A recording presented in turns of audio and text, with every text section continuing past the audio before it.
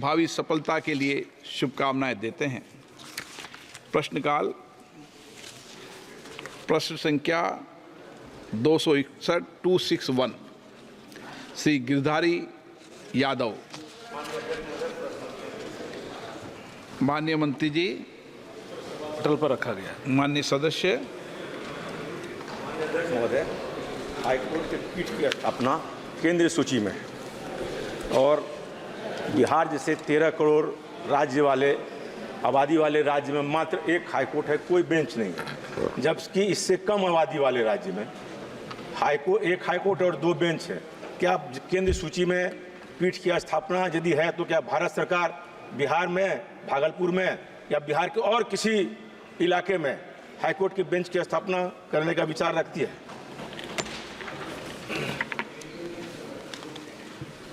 माननीय अध्यक्ष महोदय, मैं आपके माध्यम से माननीय सदस्य को बताना चाहता हूं कि हाईकोर्ट बेंच की स्थापना जसवंत सिंह कमीशन की रिकमेंडेशन और सुप्रीम कोर्ट द्वारा दिए गए निर्णय के तहत की जाती है।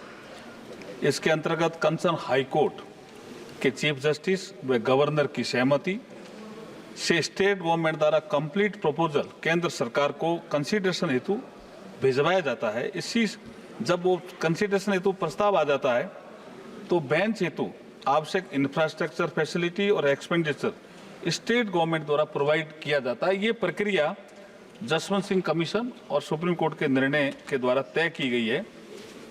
और इसलिए मैं कहना चाहता हूं कि जो ये बिहार की बात कर रहे हैं, इसमें वर्तमान में भागलपुर या पूर्णिया में पटना हाईकोर्ट की बेंच खोलने से संबंधित कोई प्रस्ताव विचाराधीन भी नहीं है।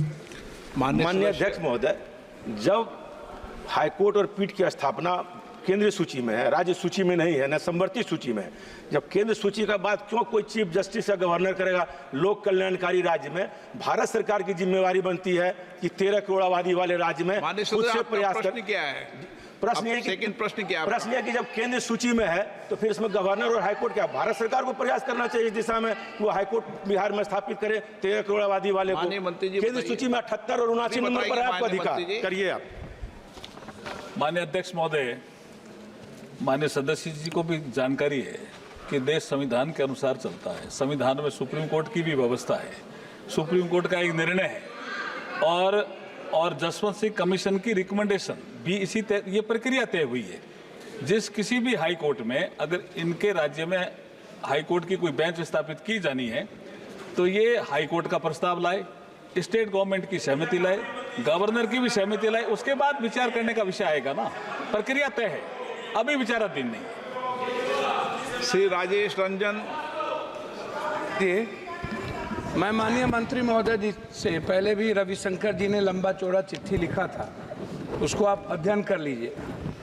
नेशनल जुडिशियल डाटा के मुताबिक आपको याद होगा, लॉ कमीशन ने 125वां रिपोर्ट आप देख लीजिए, उसमें स्पष्ट है और गांधी जी का वो justice delayed and justice deny, ये जो 2 इशू है इसको आप देखिए, इसमें कहीं से राज्यपाल या आप उसको मंगा सकते हैं। अन स्टेट में, आप ही के स्टेट में 3, महाराष्ट्र में 3, बिहार की आबादी 13 करोड़, महाराष्ट्र में 2, मध्य प्रदेश में 3, राजस्थान लखनऊ में 2, जबकि तीसरा लखनऊ में 4 होना चाहिए, उत्तर प्रदेश में।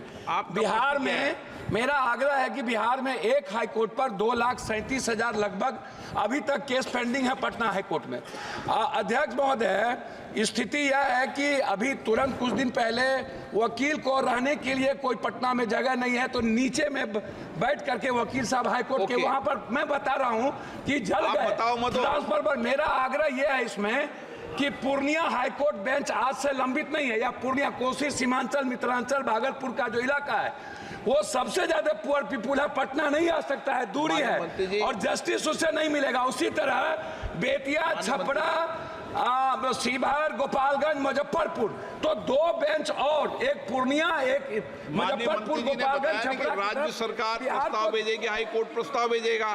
माननीय मंत्री जी बताइए, आप क्लियर करिए पूरी रूप से। मैं आपके माध्यम से पुनः माननीय सदस्य को ये चीज स्पष्ट करना चाहता हूं कि जसवंत सिंह कमीशन की रिकमेंडेशन सुप्रीम कोर्ट का निर्णय, उसमें कुछ प्रक्रियाएं तय कर दी। उस प्रक्रिया के तहत पहले राज्य कंसर्न में हाई कोर्ट और राज्य सरकार नई बेंच स्थापित करने के विषय में सभी पहलों पर विचार करके आपसी सहमति बनाएंगे। तो हाई कोर्ट के चीफ जस्टिस, राज्य सरकार का चीफ मिनिस्टर और फिर गवर्नर, ऐसी सहमति बनेंगे। ऐसा कोई प्रस्ताव आएगा तो अभी कोई ऐसा प्रस्ताव आया हुआ नहीं है। यही मैंने उनको कहा।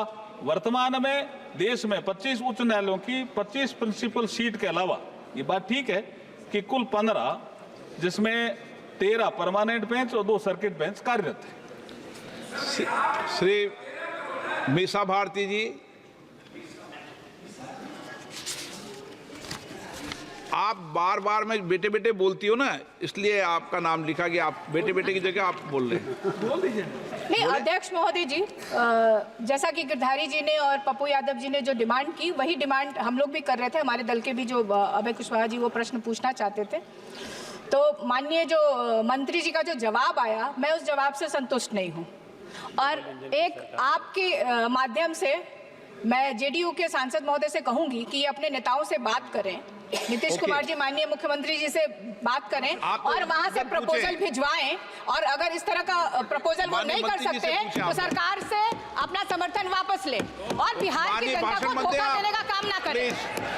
भाषण नहीं। धन्यवाद अध्यक्ष महोदय जी। माननीय मंत्री जी, इनका प्रश्न नहीं है साहब, इनका वही प्रश्न है जो पहले माननीय 2 सदस्यों ने पूछा और मैंने ये बताया कि अभी कोई प्रस्ताव विचाराधीन नहीं है। बिहार सरकार से कोई प्रस्ताव आएगा, हाई कोर्ट की सहमति आएगी, गवर्नर की सहमति आएगी, चीफ मिनिस्टर की सहमति आएगी, उसके बाद केंद्र सरकार विचार करेगी। क्वेश्चन नंबर 242 तेजस्वी सूर्या, बुलाना।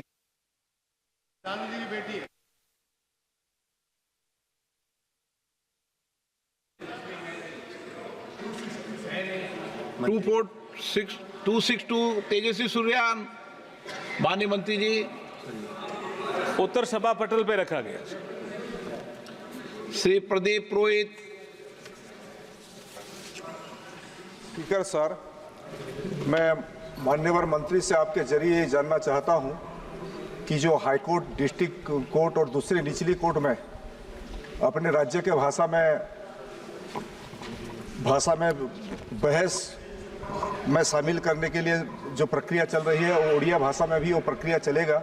और दूसरा बात, जो सर्किट बेंच की बात है, यशवंत सिंह कमीशन ने सुपारिश की थी उड़ीसा के पश्चिमांचल में एक सर्किट बेंच स्थापन करने के लिए। केंद्र सरकार उसमें क्या निर्णय लिए हैं?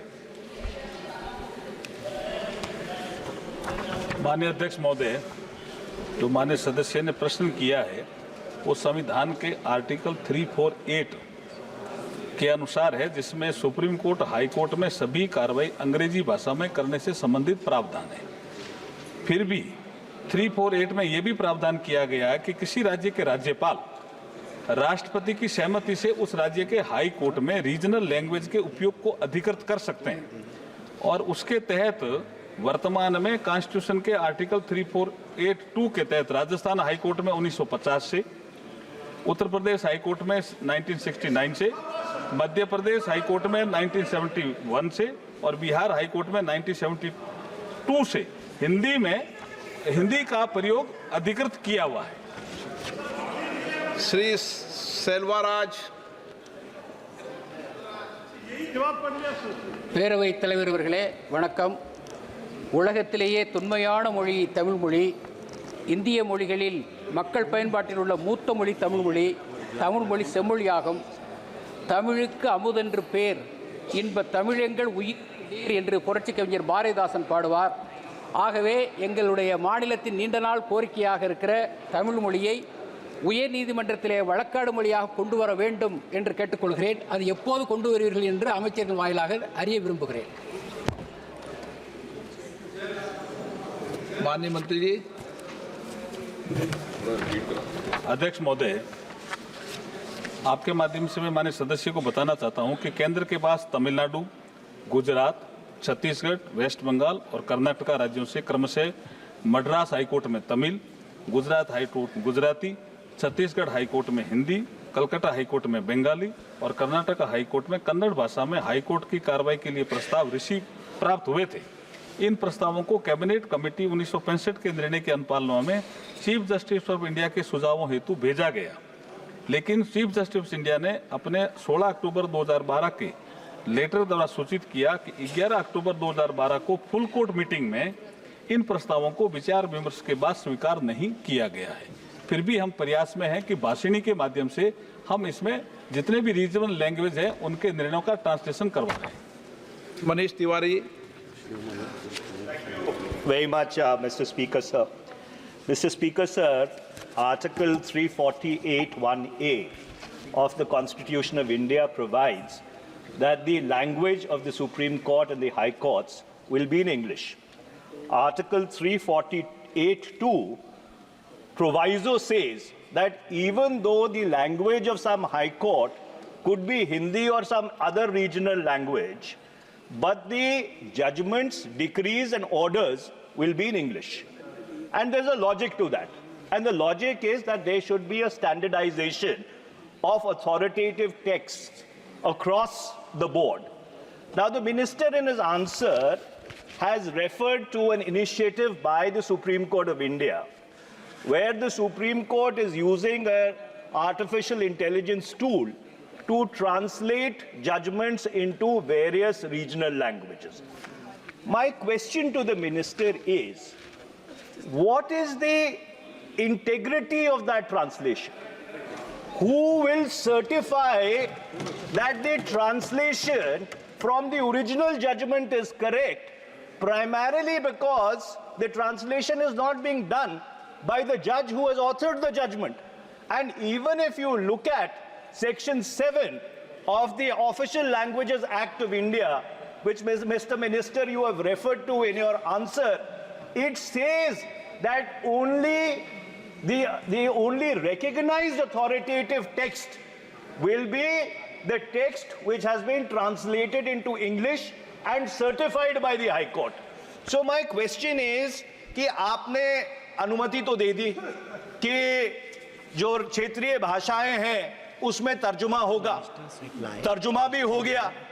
अब अगर किसी वकील ने उसके बेसिस के ऊपर कोई दलील किसी अदालत में दी, ये कौन सर्टिफाई करेगा कि वो जो ट्रांसलेटेड जजमेंट है, उसका जो न्यूएंस है, उसका जो टेनोर है, उसकी जो ट्रांसलेशन है, उसकी जो इंटरप्रिटेशन है, वो वही है जो ओरिजिनल अंग्रेजी जजमेंट में जो जजेस भाषा में जजमेंट लिखी गई थी उसके बिल्कुल अनुरूप है। इसको ऑथेंटिकेट कौन करेगा? इसकी इंटेग्रिटी के लिए कौन वाउच करेगा? सर, मैं आपके माध्यम से अध्यक्ष जी, ये जो महत्वपूर्ण विषय मनीष तिवारी जी ने उठाया उसके आपके माध्यम से कहना चाहता हूं कि मोदी सरकार ईज ऑफ लिविंग के साथ साथ ईज ऑफ जस्टिस को भी बढ़ावा दे रही है। एक मिनट आप सुन तो लें। और इसी न्यायिक सुगमता को ध्यान में रखकर टेक्नोलॉजी और आर्टिफिशियल इंटेलिजेंस आधारित टूल के द्वारा जुडिशियल प्रोसीडिंग व जजमेंट को रीजनल लैंग्वेज में ट्रांसलेट किया जा रहा है। अब जो इन्होंने पूछा उसको कौन मॉनिटरिंग कर रहा है? आर्टिफिशियल इंटेलिजेंस आधारित भाषिणी ऐप तथा सुप्रीम कोर्ट विधिक अनुवाद सॉफ्टवेयर सुआस के माध्यम से वर्तमान में अंग्रेजी जुडिशियल डॉक्यूमेंट को ट्रांसलेट किया जा रहा है, जो इन्होंने भी बताया। सुप्रीम कोर्ट के मामले की स्थिति में डेली ऑर्डर, जजमेंट आदि की वास्तविक जानकारी को उच्चतम न्यायालय का मल्टीलिंगुअल ऐप 6 भाषाओं जिसमें अंग्रेजी, हिंदी, मराठी, कन्नड़, तमिल और तेलुगु में उपलब्ध कराया जा रहा है। इसके आगे और है, सुप्रीम कोर्ट द्वारा ऑनरेबल जो जज हैं, जस्टिस हैं अभय एस ओक की अध्यक्षता में एक artificial intelligent assisted legal translation advisory committee बनी हुई है। वो रेगुलर इसकी मॉनिटरिंग कर रही है, उसके बाद ही आगे बढ़ाया जाता है चीज को। धन्यवाद।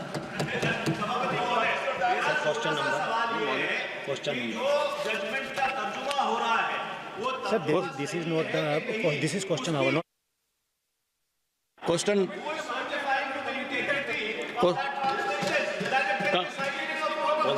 An authoritative translation. Question number 263. Question number 263. Shri Gaurav Gogoi ji.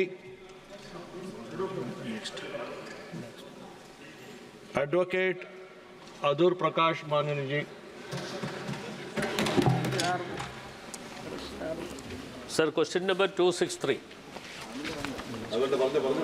Sir, a statement is laid on the table of the House.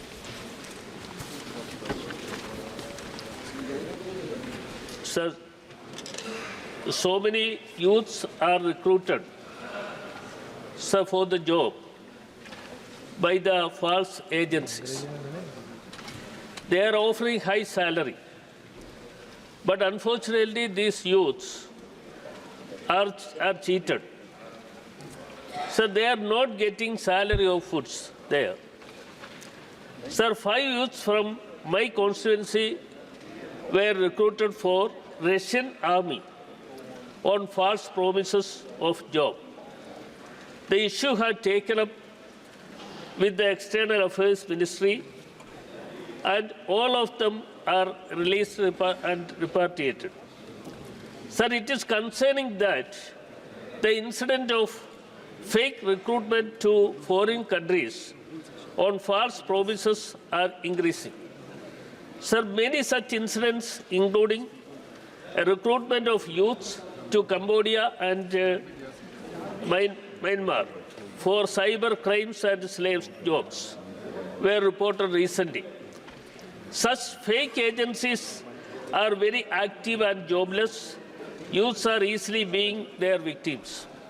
So government had ordered an inquiry into such agencies targeting Indian youths. Sir, my question, what are the findings of the inquiry and what action has been taken against the agencies? Has the same inquiry resulted in the arrest of any Indian citizens as recruitment agents or conspirators in the false recruitment? To Russia, we have in total 91 cases so far of Indian nationals who were recruited into the Russian army. 8 of them, unfortunately, have passed away. 14 of them have been discharged or in some manner have come back with our assistance. And there are 69 Indian citizens who are awaiting release from the Russian army. Sir, as my answer has also conveyed to the honorable member, we take this issue very, very seriously. I have myself raised it numerous times with the Russian foreign minister, and when Prime Minister was in Moscow last month, he raised it personally with President Putin, and he got President Putin's assurance that any Indian national who is in the service of the Russian army will be discharged and released. The problem, sir, is that the Russian authorities maintain that these Indian nationals entered into contracts for service with the Russian army. We do not, we are not necessarily subscribing to that. I share the honorable member's view. I think in many cases there are reasons to indicate that our nationals were misled, that they were being told that they were going for some other job, and that they were then deployed with the Russian army. Regarding, sir, the honorable member's question, what action we have taken, because the main question pertains to people with the Russian army. I would like to inform the honorable member through you, sir, that the CBI has registered a criminal case against 19 individuals and entities.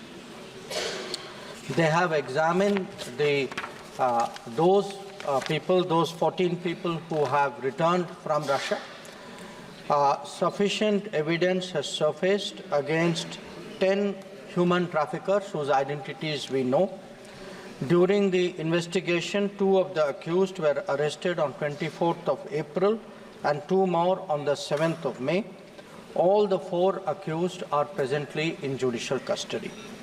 Sir, the honorable member also referred to a different issue, which is the cyber trafficking of people who are being misled, taken to Southeast Asia and made to work on cyber scams and related issues.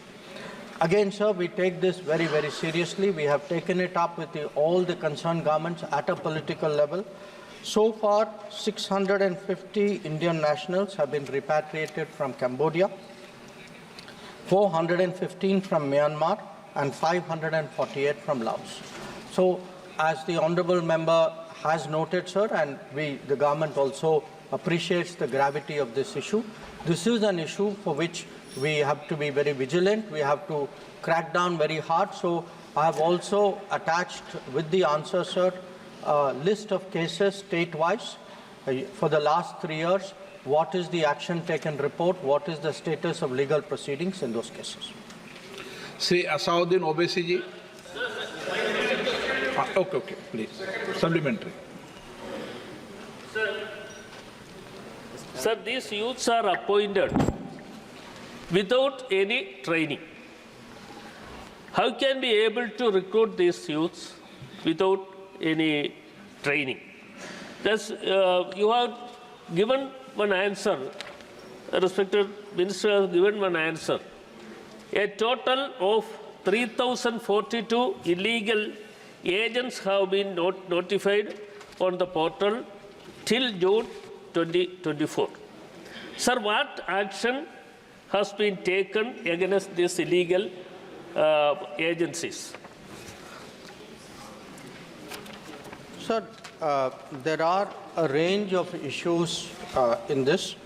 The cases regarding Russia are in a different category. There, the cases have been, I would like the honourable member, sir, to be aware through you. Those cases are being probed by CBI. They are being investigated. The cases have been registered. As I said, people have been arrested and they will be prosecuted. We also have cases in respect of those who have been cyber crimes, who have been trafficked to Southeast Asia. They are a different category. In their cases too, we have asked the state governments to initiate, in many cases, prosecution against agents where we have information about them. Many of the cases, the bulk of the cases, sir, the number which the honourable member referred to, where we have put on our portal recruiting agents who we have found to be in violation of the rules. What it does is that they will not be allowed to continue in this business, and wherever there is evidence of any criminality or any violation of the law, they will be prosecuted. And in many cases, prosecution is underway. Sri Asauddin Owaisi. Thank you, sir. Sir, will the Honourable Minister be kind enough to answer my specific question? He has accepted that there are 69 Indians who are stuck in Russia. Will the Indian Embassy in Russia ensure that these boys who are stuck at Russia-Ukraine border, will you facilitate them and bring them to Moscow? And 8 have died. 2 boys' dead bodies from Punjab and Haryana, the DNA have been done. These bodies have not been returned. 1 Kashmiri boy, Zahoor, no one knows about his whereabouts. And as he knows that 1 Baba Vlogs in Dubai, Faisal Khan in Russia, Moin, Ramesh and Pushpreet, these are the main criminals sitting in Russia and 1 in Dubai who are misguiding our youth. Will the government first cancel their passports, issue an LOC? And third, if the Russian government is not taking us serious, if the Russian government is not taking us serious, will this government not purchase any Russian oil? Will they stop these Indian refiners from buying discounted oil from Russia? Sir, I will give a set of very specific answers to the very specific questions of the honourable member. There are, as I said, sir, 8 Indian nationals who unfortunately died while in service with the Russian armed forces. 4 of them, their mortal remains have been sent to India with the payment made by the Indian Community Welfare Fund. In one case from Haryana, the Russian Foreign Ministry has informed us about his death. They have sought a DNA test report to identify him. This has been sent to the Russian side. We are following up. In one case relating to a person from Gujarat, the family wants cremation in Russia, the necessary authorization from the family has been obtained. It has been sent to the Russian side. In a case from Punjab, the Russian side has requested for DNA sample. That DNA sample is being provided. And finally, in the case of from Uttar Pradesh, sir, the 8th case, the family has sent their wishes that the mortal remains should be brought back. We expect that it will be brought back. Regarding the people who are involved in the trafficking, sir, we will have to go by what the CBI inquiry has told us, because that is evidence, that is what is legally permissible. We have 19 people, including, sir, some of the names that the honorable member had referred to. In each case, the inquiries are going on. In many cases, the prosecution is going on. So I can assure the honorable member through you, sir, that we take this very, very seriously. His last point, what is the status of discussions between us and the Russian government? I think it would be fair to say that after the Prime Minister himself has taken up the matter with the Russian President, and the Russian President has himself given an assurance, we should not jump the gun and say the Russians are not serious on this matter. I think it is important to hold the Russian government to their word. It is, for us, most important. We are not here to score points or to enter into debates. We are here to get back those 69 people, because Indian citizens should not be serving in the army of foreign countries. Shri M Srinivasulu Reddy, ऐसे मंत्री जी ने बहुत detail में जवाब दे दिया है. Sir, thank you.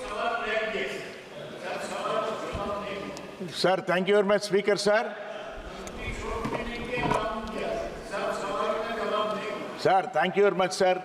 Recently, Telugu youth icon and our leader, Sri Nara Lokesh Garu, actively helped in the repatriation of Indians trapped abroad due to fraudulent job offers, including safely from the Middle East region, sir, with the assistance of our Honorable Minister for External Affairs. We are all extremely thankful to you, sir. Sir, in light of these incidents, I would like to ask through you, sir, the Honorable Minister, that what specific measures the government is taking to crack down on immigration agents who actively participate in such fraudulent activities in India, sir. Thank you. Thank you, Mr. Sir, the bulk of the cyber-related trafficking cases are, the highest number of cases are from Andhra Pradesh and to some extent from Telangana.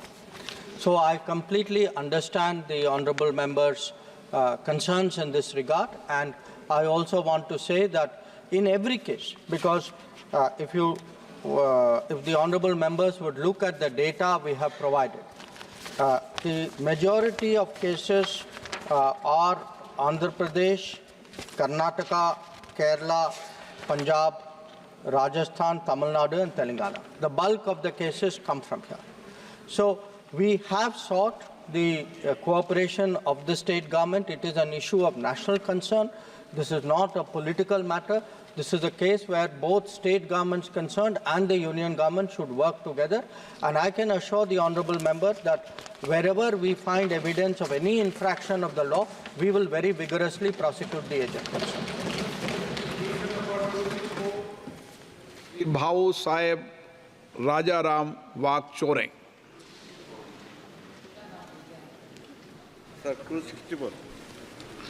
माननीय मंत्री महोदय, उत्तर सभा पटल पे माननीय सदस्य, आदरणीय अध्यक्ष जी, मैं आपके माध्यम से मंत्री महोदय ने जो प्रश्न के उत्तर दिए हैं उसमें जो बताया कि संविधान के अनुच्छेद 171 के अनुसार राज्यसभा और विभिन्न राज्य के विधान परिषद. आपका प्रश्न क्या है? मेरा प्रश्न है कि जो संविधान के हिसाब से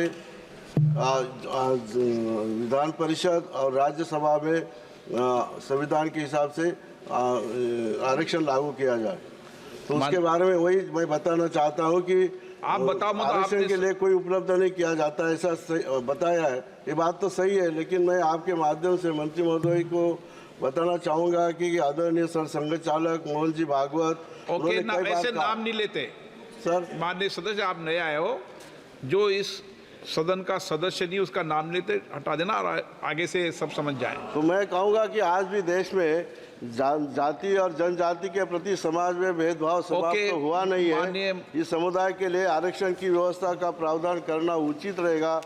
इसलिए मैं आपके माध्यम से माननीय मंत्री महोदय से निवेदन करता हूँ कि संविधान में संशोधन करके राज्यसभा एवं देश की विधान परिषद में आरक्षण सुनिश्चित किए। माननीय अध्यक्ष महोदय, मैं आपके माध्यम से माननीय सदस्य को बताना चाहता हूं कि लोकसभा और राज्यों की विधानसभा में आरक्षण की व्यवस्था है एज पर कॉन्स्टिट्यूशन, लेकिन राज्यसभा में और जो विधान परिषद होती है उसमें अभी संविधान के तहत आरक्षण की व्यवस्था नहीं है। सप्लीमेंट्री पूछना चाहते हैं सर? मेरा जो बिना नाम बुलाए खड़े हो जाएंगे उनको कभी मौका नहीं मिलेगा। माननीय सदस्य प्लीज। इस संबंध में माननीय मेरा दूसरा पूरक प्रश्न है, जो बिना नाम बुलाए खड़े होंगे उनको मौका मिलेगा ही नहीं सप्लीमेंट्री। मेरा दूसरा सुनिए। अरे भाई, माने आप सप्लीमेंट्री पूछना चाहते नहीं? पूछना हाँ सर, मैं पूछना चाहता हूँ। हाँ। मेरा माननीय आदरणीय अध्यक्ष जी, माननीय मंत्री महोदय से दूसरा पूरक प्रश्न यह है कि अभी पिछले सप्ताह में माननीय उच्चतम न्यायालय में आरक्षण के संबंधित प्रकरण में कोटा के अंदर कोटा वर्गीकरण इत्यादि से संबंधित निर्णय दिया है, ओके, जिसकी पूरे देश में आलोचना हो रही है और इन जातियों में भारी रोष व्याप्त है तथा पूरे देश में ओके, ये प्रश्न नहीं उसके संबंध। इसके बारे में इंडिया सरकार का घटक दल का एक पक्ष भी अभी उच्चतम न्यायालय मैं कहूँगा कि माननीय अध्यक्ष महोदय, जो इन्होंने सप्लीमेंट्री पूछा है वो इस प्रश्न से संबंधित नहीं है। फिर भी मैं आपके माध्यम से बताना चाहता हूं कि सब कैटेगराइजेशन ऑफ कास्ट के मामले में जो पंजाब सरकार से ही मामला चलते चलते आंध्रा से होते हुए सुप्रीम कोर्ट में आया, उसमें जो ये क्रीमी लेयर की बात कर रहे हैं, क्रीमी लेयर में सुप्रीम कोर्ट का जो कुछ न्यायाधीश है उनका ऑब्जर्वेशन है, वो डिसीजन का पार्ट नहीं है। ये समाज में भ्रम फैलाने की कोशिश नहीं करें। सुरेश के Suresh. Thank you, Speaker, sir. Sir, there is a very long pending demand for reservation of State Legislative Council and Rajya Sabha. Honorable Minister reply was technical. So I would like to know from the Minister through you, sir, whether the government, what is the government approach for the reservation in Rajya Sabha as well as the Legislative Council? Sir, मैं आपके माध्यम से माननीय सदस्य को बताना चाहता हूं, क्वेश्चन आवर ही टेक्निकल होता है सर। इन्होंने जो प्रश्न पूछा उसी का ही जवाब दिया जाता है।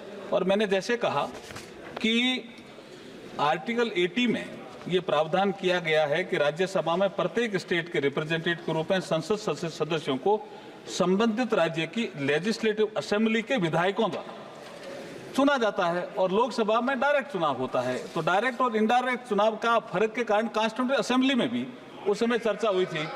अभी इसलिए हम कह रहे हैं कि अभी ये संविधान में प्रावधान नहीं है, यही मैंने कहा है। क्वेश्चन नंबर 265 श्री के गोपीनाथ। के Gopinath. So I'm here, sir. Sir, I'm here, sir. Yes, sir. के Gopinath. My question number is 265, sir. माननीय मंत्री जी। Sir, statement is laid on the table of the House. Honorable Speaker, sir, what steps are proposed to be taken by the government of India through the Ministry of Health and Family Welfare in the association with such and above international regulatory bodies to address the regulatory issues pertaining to veterinary medicine?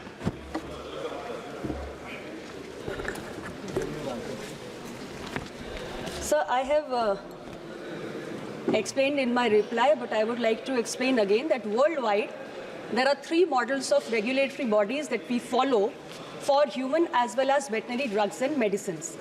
There are countries like USA, EU, Japan, and there are countries like USA, EU, Japan, and New Zealand which follow a common regulatory body. Then there are second categories of countries like the UK, like China, like Brazil, like Australia, which have a separate regulatory body system. And there is this third category wherein the countries follow a model where they have a main national regulatory authority body and within which they have a dedicated veterinary division. So India falls in that third model where we have one regulatory body and within which we have a separate dedicated division for veterinary drugs and medicines. That is how we have the arrangement for regulation. In case of our country, that body is CDSCO, which looks into the quality, safety and efficacy of the drugs, both human and veterinary. And it has a regulatory role in so far as the permission for the import, manufacture or clinical trials of any veterinary drug or human drug or vaccine is required. Okay? That's done. Okay. M.K. Vishnu Prasad. Dr. M.K. Vishnu Prasad. T. Sumati. Thank you very much, sir. Madam Minister, the Nidhi Aayog last year tabled its report on telemedicine for livestock.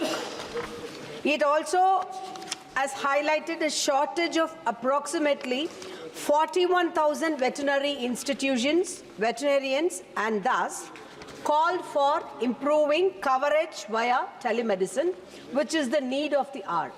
So I would like to ask Madam Minister, through you, sir, what measures has the ministry or the minister taken in this context, including the regulation of telemedicine for livestock? This question pertains to separate regulatory authority for veterinary drugs and medicine. Telemedicine is not related to it. Question number 266. We don't look into Karthik P. Chidambaram. माननीय मंत्री जी. Will of the House. माननीय सदस्य. It's disappointing that this NDA government, no data available government, does not have data on the number of people who are disabled who seek benefits from the Ayushman Bharat scheme. 4 to 5% of our country have some disabilities. Through you, I would like to know whether the government has got any special plans to make sure that everybody with disabilities is universally covered by this insurance scheme, and whether they have any plans on giving any support for those who have caregivers and whether they will pay for those caregivers. First of all, sir, government has all the data insofar as our eligible beneficiary base is concerned. We are covering bottom 40% population under this scheme, and disability, because the question pertains to disability, sir. I would like to first apprise the House through you and the honorable member, sir, that when we talk about the beneficiary base of PMJ, where do we derive the beneficiaries from? We derive it from the SEC data, we derive it from the RSBY, and we derive it from NFSA.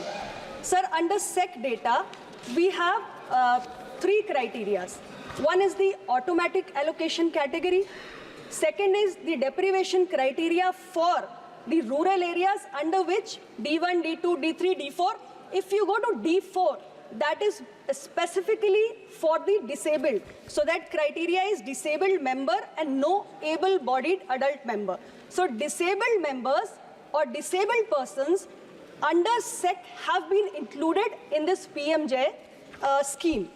Also, sir, under NFSA, we have a criteria under which the Antyodaya Ann Yojana households also specify that disability will be the common inclusion criteria for the identification of priority household. Disabled persons who are heading a household which has no societal support or an assured means of subsistence, or disabled person himself who does not have a societal support or assured means of subsistence. They are also included under PMJ. So disabled members are included in different ways under these schemes. But we don't maintain a central repository of only the disabled members, but we have an overall figure which reflects how many people we are covering under this scheme. Also, sir, there are 13 states. I would like to apprise the honorable member. There are 13 states which follow universal health coverage. So every member within that state who's disabled also is covered under this scheme. And I would like to add that we have a health benefit package under PMJ. That package has been revised 5 times. So the new package of 2022 we have, that package includes 36 medical and surgical packages across 6 medical specialties, which are aimed at helping the disabled persons. And as reported by the state, more than 95,000 admissions across 27 disabilities, across 27 states have happened for the disabled persons. So we very much take care of the disabled persons by way of PMJ schemes, but in a different way. Supplementary. The question was whether they are going to support caregivers for disabled people. The minister didn't answer that, sir.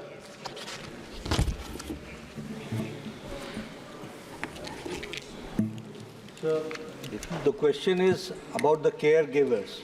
I would like to be very clear that Ayushman Bharat takes care of the curative part, not the rehabilitative part. So as far as the caregivers are concerned or the NGOs are concerned, they are mostly in the area of rehabilitation. This question and Ayushman Bharat is for curative part. And for curative part, the minister has given a very detailed answer about the packages, about the issue, about the areas where we intervene and we give support to the people. Sri Bhartari Mehtab, B. Mehtab, Sri Mallu Ravi. Honorable Speaker, sir, through you I want to know... Please, बैठो एक बार बैठो, आप बैठो. कभी भी जब नाम बोलते हैं, जब भी प्रश्न पूछते हैं, ठीक है ना? आप कई बार मैं देखता हूं कि आपका नाम नहीं लेते तो भी खड़े हो जाते हो. मल्लू रवि जी, आपको कह रहा हूं मैं. Sir, thank you very much for giving the time to ask this. I want to know from the Honorable Minister whether there is any data available on the utilization by scheduled castes and scheduled tribes under this Ayushman Bharat scheme. Sir, Ayushman Bharat Pradhan Mantri Jan Arogya Yojana, I have already explained in my previous reply that we have different bases on which we select or identify the beneficiaries.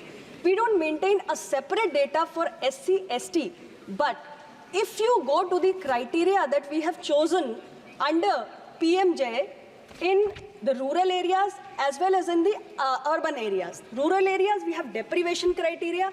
Urban areas, we have occupational criteria. And there are certain categories of automatic allocation. Sir, I don't want to go into the details of every category, it will take time. But mostly, it is the marginalized and vulnerable section of the society who are also SC, STs who are benefited because of this criteria majorly under this scheme. 267. Rao Rajendra Singh. Question number 267. Manya Mantri ji. 267, the statement is laid on the table of the House. Manya Sadasya. May I ask the Honorable Minister, sir, that as there is a negative answer for all the first two queries about inclusion of HPV vaccine in the immunization program, then there is an utter confusion between the federal states of the union and the central government. You have innumerable number of letters coming from the government of Rajasthan to you, thanking you for including that, and while I get an answer saying that this is not a part of it. So there has to be an explanation to it. Will you please kindly clear whether HPV vaccine is a part of that or not? Otherwise, Otherwise, an amount of 400 crores were given to the state of Rajasthan, for which we were asking, particularly by way of communication, whether the logistic procurement program will be initiated by the government of India or should the state take it on its own. Thank you. First of all, I would like to make the member clear that as far as HPV program is concerned, the status is like this, that the National Technical Advisory Group of Immunization of 2022 has recommended for HPV vaccination. But at the same time, the government is having an active consideration on it, and there are logistic issues which has to be addressed. Number one, the issue is about the single dose and the double dose. The indigenous vaccine which we have here is double dose, and the vaccine which is being supported by external agencies is single dose, number one. Number two, we have to also see to it the capacity to roll out the program, because when we roll out the program, as we said, the immunization itself is the world's largest program. And for that, we have to see the capacity and the logistic part, which the government is actively considering. There are states who have taken initiative on their own part, which we accept and which we welcome also. But as far as the government of India is concerned, it is under active consideration. And yes, this needs to be rolled out, and we are actively considering it. Honourable Member. May I ask the Honourable Minister, sir, that will you be permitting the states to do it on their own, or the states are under restriction not to go about it till it is decided at the Government of India level? We have not restricted any state because Sikkim is doing this vaccination program. Punjab did it for a year and a half when they got the external support, and then they have stopped it. So if the states can do it on their own initiative, we have not stopped them. But yes, if we have to roll out, it is a national program, free of cost, for everybody, for every children, and for that the cohort logistic has to be developed, and that we are developing. Srimati Jyoti Mani. Thank you, sir, for the opportunity. Sir, I'm really happy to know this. It's the HPV, including the HPV's immunization program, is under consideration. Sir, I would like to also ask one thing to the minister through you, sir. So there is a test called Via-Willi to identify the cervical cancer and the breast cancer in the beginning. It's been done free in all PHCs. Earlier, there used to be a awareness program across advertisement, through advertisement, radio and other program. Now it's been stopped over the years. Government has any plan to create the awareness through advertisement on Via-Willi test? Thank you. No, we have not stopped any program of awareness. In fact, I would like to share with you that we are actively working on it, and it has been rolled out as far as the screening part is concerned. And here I would like to share with you the figures of the screening which we have done. You see, first of all, this is because of the HPV, which is through sexually transmission infection, and because of the development of abnormal cells, and early marriage, childbirth, multiple pregnancies, and using oral contraceptives, tobacco smoking, and immune suppression are the reasons for it.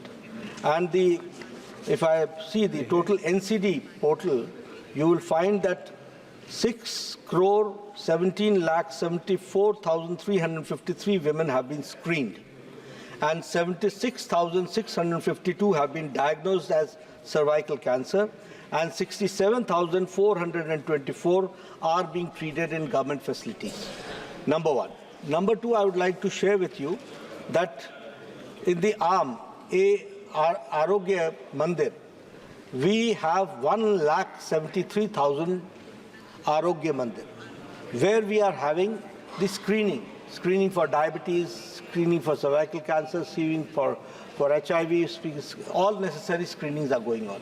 So we have not stopped the screening part. In fact, we have increased the screening, and that is why these figures have come up.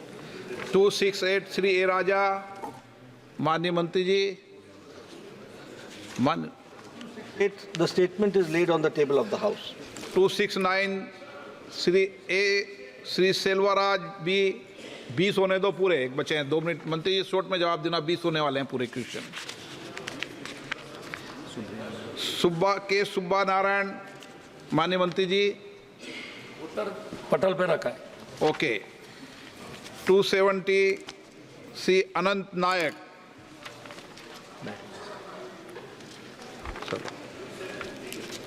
हो गए 20।